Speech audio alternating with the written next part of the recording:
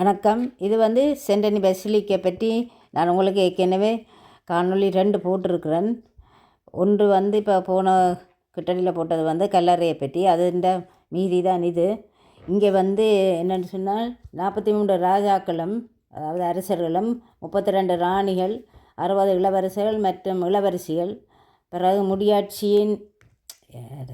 முடியாட்சியின் சுமார் 10 ஊழியர்கள் சென்டனிஸின் பழைய இந்த தேவாலயத்தில் 639 டகோபாட்டில் இருந்து 1724 லூயிஸ் 18 வரை இங்கே புதைக்கப்பட்டிருக்கணுமா.